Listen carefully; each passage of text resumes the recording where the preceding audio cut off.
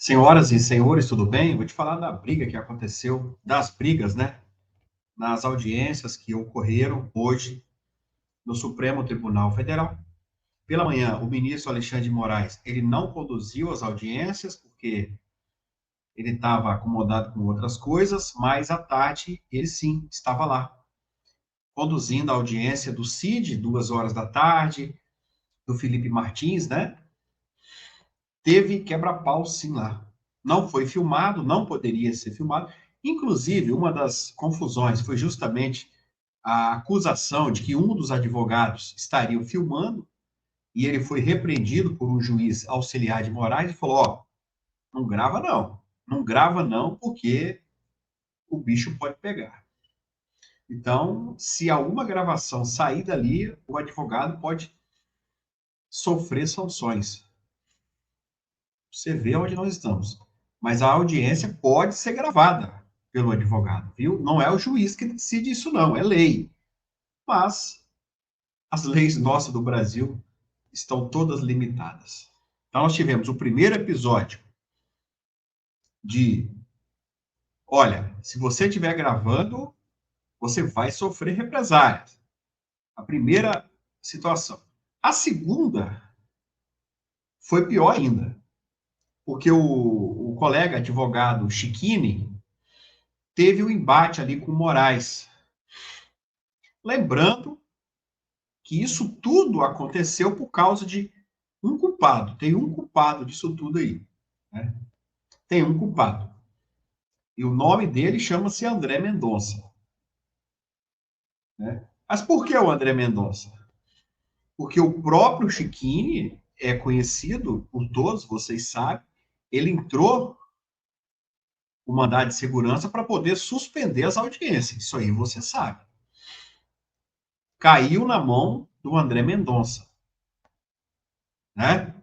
Isso aí também você sabe. E o que ele fez? Nada.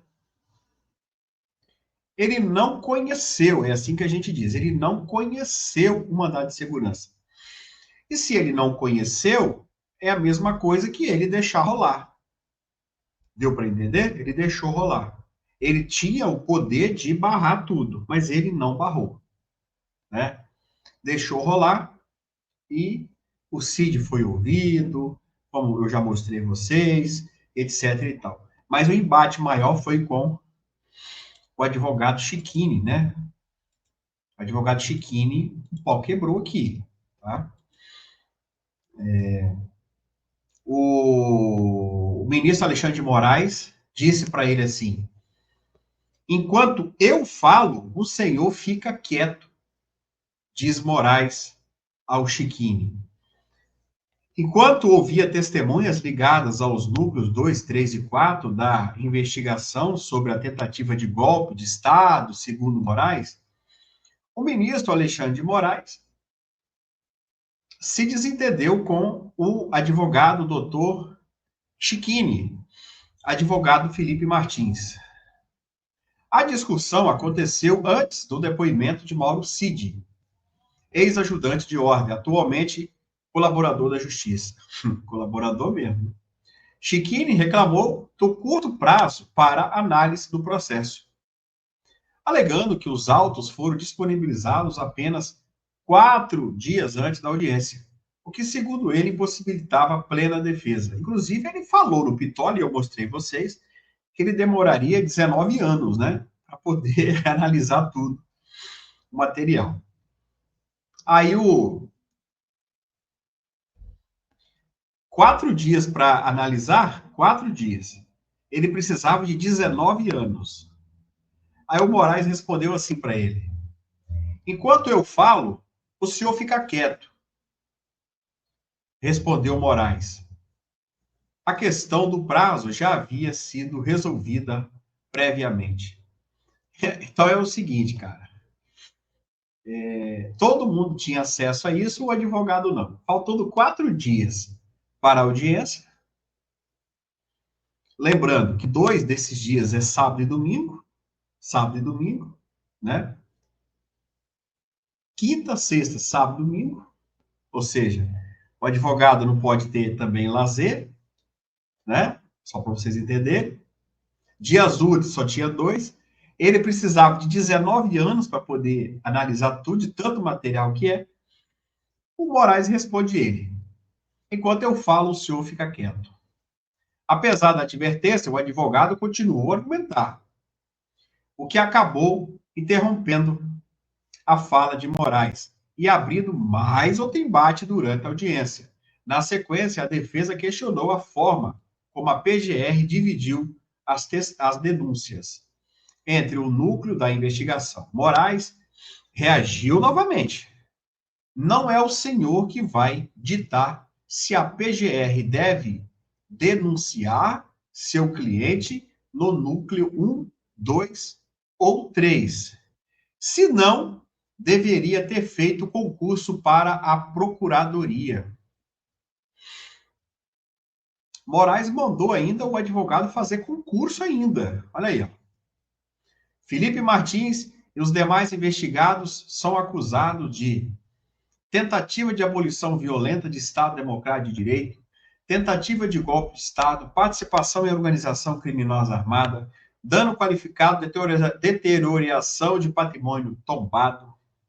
As oitivas fazem parte da fase de instrução de processo que corre no Supremo Tribunal Federal. Moraes mandou o cara calar a boca, mandou o cara fazer concurso. É assim que eles tratam os advogados, né? Se está tratando nós assim, você imagina, né? E a OAB, Marcelo? E cadê o André Mendonça? Que papelão que esse André Mendonça fez, né? Veja, o André Mendonça, ele não era obrigado a decidir nada também, tá? Ele não era obrigado a decidir, a conhecer o recurso, né? Mas eu acho que ele tinha o dever de reconhecer. Você concorda comigo? Ele não era obrigado, mas pelo que ele fala nos vídeos, eu acho que ele deveria ter, no mínimo, o dever de dar uma resposta. Agora, ficar calado é o mesmo que deixar correr o processo, né? Assim como está correndo. Então, ele não fez nada, ficou inerte, assim como ele ficou no Clezão, e o Clezão acabou morrendo. Então, André Mendonça, eu queria dizer para você, eu esperei esse momento, tá? Eu deixei o senhor não decidir nada. O Cid disse categoricamente, o Cid pelo menos falou uma verdade hoje. Ele disse que o Felipe Martins não viajou para os Estados Unidos. Então o documento é falso. Bolsonaro até comemorou isso, né? Tá. Eu esperei esse momento aqui para poder falar para vocês, tá? Eu sei que o André Mendonça foi indicado pelo Bolsonaro, e Bolsonaro deve ter um grande arrependimento. Eu estou falando por mim, eu não perguntei isso ao Bolsonaro, me arrependo de não ter perguntado isso pessoalmente ao Bolsonaro, que eu estive com ele essa semana passada, mas na próxima eu vou perguntar a ele, tá? Inclusive, na live que eu vou fazer com ele, eu vou perguntar isso a ele. Prometo a vocês que na live que eu fizer com o Bolsonaro, eu vou perguntar isso a ele ao vivo aqui. Assim, Bolsonaro, você, se fosse escolher hoje, você disse que não mais iria indicar militares, né? No próximo governo. E ministros do Supremo? Se fosse escolher hoje, o senhor escolheria os mesmos? Eu vou perguntar isso aqui ao vivo. Se eu esquecer, você me lembra. Porque não tem condições, cara.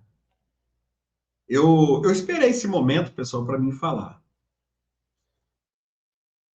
O André Mendonça, André, eu queria muito que você me processasse também, viu, o André? Eu gostaria muito que você me processasse. Mas você, André Mendonça, você não está honrando aqueles pulos de alegria que a Michelle deu quando o seu nome foi divulgado. Que a Michelle pulou de alegria o Bolsonaro, quando o Bolsonaro te indicou. Você não está fazendo jus à direita. Você está sendo um medroso, um covarde. Ah, eu sou minoria. Não importa, cara. Faça um papel sério. A maioria não é exemplo. Se todo mundo está fazendo errado, não é que nós também devemos fazer errado. Concorda comigo? Se você é membro de uma família e todo mundo está roubando, você também vai roubar? É a pergunta que eu faço para você. Veja, eu não estou falando que eles estão roubando. Não é isso que eu estou falando aqui. Tá? Você é membro de uma família. Todos estão cometendo crimes. Você vai cometer crime porque todos estão cometendo? Claro que não. Claro que não. Você tem que ter as suas convicções. Então a gente vê que as decisões dos ministros não condiz. E é o próprio ministro que fala. Não é eu, não. É ele. É ele que fala. Só que falar em vídeo é fácil. Eu quero ver na hora de dar a canetada, igual que ele teve a oportunidade agora e ele não fez. Como no Clesão, ele não fez. Então, existe uma grande diferença entre falar e fazer. Falar e fazer existe uma grande diferença. Porque falar não tem consequência tão avassaladora quanto fazer. Por que ele não suspendeu as audiências? Está na mão dele, não estava? Agora, eu estou esperando aqui o Chiquini, doutor Chiquini, ele vir, que isso não foi gravado, né? Essa briga deles não foi gravado. Eu estou esperando que ele venha hoje gravar algum vídeo falando dessa briga com o Moraes e o que ele vai falar do André Mendonça, que peidou na farofa. Né? Pessoal, os 50% do Trump já está surtindo efeito. E o Lula pode cair. Dá uma olhada nisso aqui. Dá uma olhada nisso. A gente volta a falar agora do tarifaço de Donald Trump. Empresas dos Estados Unidos estão suspendendo a compra de mel do Piauí por tempo indeterminado em meio à ameaça de tarifa de 50% ao Brasil. É assunto para a gente trazer a Camila Tícia com mais detalhes a esse respeito. Boa tarde, Camila. Oi, Yuri, muito boa tarde a você e a todos. Mais um capítulo sobre esse tarifaço de Donald Trump e sobre essa medida. Os principais impactados são os produtores rurais, principalmente aqui na região Nordeste. Só para se ter uma ideia, somente uma dessas cooperativas de mel no Piauí tem aí cerca de 800 famílias de pequenos agricultores da agricultura familiar. E a Central de Cooperativas Apícolas do Semiárido Brasileiro, a Casa Apes, informou à CNN que essa exportação de mel orgânico para os Estados Unidos, ela está suspensa de forma temporária por conta dessa taxação anunciada na semana passada por Donald Trump de 50% sobre os produtos brasileiros. Então, os compradores norte-americanos, eles aguardam essa resolução do impasse entre as autoridades para retomar aí essa compra regular do mel produzido no Piauí. Paralelamente a isso, existe uma negociação diplomática entre o Brasil e os Estados Unidos e a cooperativa está dialogando com os compradores para encontrar uma solução para essas taxas. Durante o período em que essas exportações para os Estados Unidos estiverem suspensas, o mel ele vai ser armazenado nessa cooperativa, já que o produto pode ficar armazenado até por cerca de 2 anos. Na última sexta-feira, 95 toneladas desse mel eles foram impedidos de embarcar no porto lá no Ceará e depois que os compradores solicitaram esse cancelamento, houve uma negociação e essa carga foi liberada no domingo. Então, ontem já embarcou, porque o medo deles é que por ser enviada por navios, elas chegassem até 1º de agosto, quando vai entrar em vigor essa nova taxação. Agora, as empresas norte-americanas Americanas, elas são os principais compradores desse mel no Piauí. Eles vão procurar outros clientes em outros continentes por conta dessa taxação nos Estados Unidos. Yuri. Muito obrigado, Camila Tícia, falando conosco ao vivo de Salvador.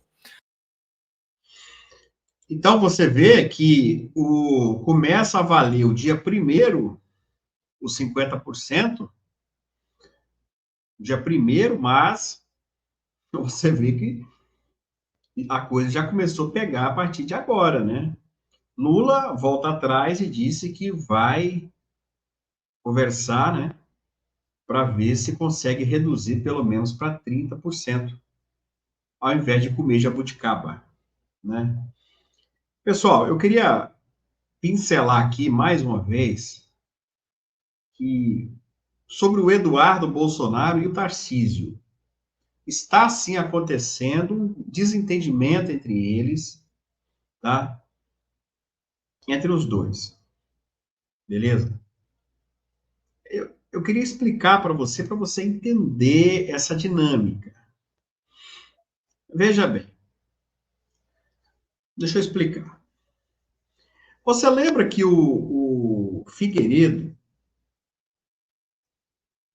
ele disse, olha, ele gravou um vídeo e ele disse, se o Hugo Mota e o Davi Alcolumbre quiser vir para a Casa Branca, eu trago eles para cá para conversar sobre o tarifaço sem passar pelo Itamaraty.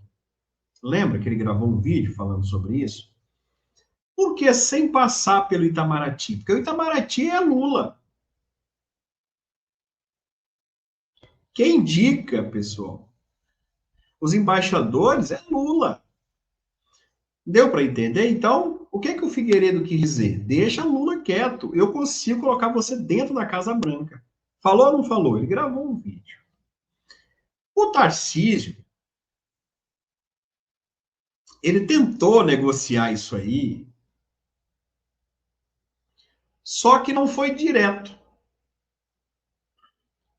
Com o Trump, com o Eduardo. O Tarcísio já foi democraticamente ao Itamaraty ali. Ou seja, nesse caminho minado por Lula. Aí o Eduardo se sentiu ofendido. Falou assim, poxa, se eu estou aqui já direto e ele pode me ligar, falar direto comigo, sem passar pelo Itamaraty, por que Tarcísio está indo para o Itamaraty para depois chegar até mim? Deu para entender? Então o Eduardo se sentiu traído. Deu para entender? E você, acha que o Tarcísio fez certo? Procurar a embaixada, né? Para depois seguir para o Donald Trump. Saber que o Eduardo está lá e Tarcísio pode muito bem já. Tem um ditado seguinte, que vai acalhar muito bem. Tem um ditado que diz assim, para que eu vou procurar santo se eu posso falar com Deus? Você conhece esse ditado? Hã? Se Deus está ali e tem um santo aqui, aí você vai falar assim, santo, fala com Deus, mas Deus está ali. E eu posso falar com Deus, né? Santo, você fala com Deus, que é isso, mas eu consigo falar com Deus, né? Deu para entender? Foi mais ou menos isso que o Eduardo quis dizer. Poxa, ele tem meu telefone, é nosso amigo, é uma indicação do meu pai para o governo. As pessoas chamam ele de futuro presidente. E ele ignora eu aqui. Para que ele quer procurar Itamaraty pessoas de Lula? Né? Então, mas o Tarcísio não quis ficar mal com o Supremo, né? Ficar mal ali com o sistema, porque senão ia falar, olha, o Tarcísio ignorou Itamaraty. Eles iam falar mesmo, né? Só que aí desagradou o bolsonarismo, né, pessoal? Que falou, olha lá, né? E aí, escreve para mim aí, Tarcísio está certo ou Tarcísio está errado? Eu tenho uma resposta para isso. Se procurar Itamaraty resolvesse alguma coisa, o Eduardo Bolsonaro não precisaria estar nos Estados Unidos, né? O Eduardo Bolsonaro não precisaria renunciar ao seu mandato. Era só procurar Itamaraty. Eu acho que a resposta está aí, né? Concorda comigo? Se o Itamaraty resolvesse, era só procurar ele. Tanto que não resolve, é que o Eduardo está se sacrificando. Não é isso? Justamente por isso, porque o Itamaraty nada resolve. Curta, compartilha. Forte abraço.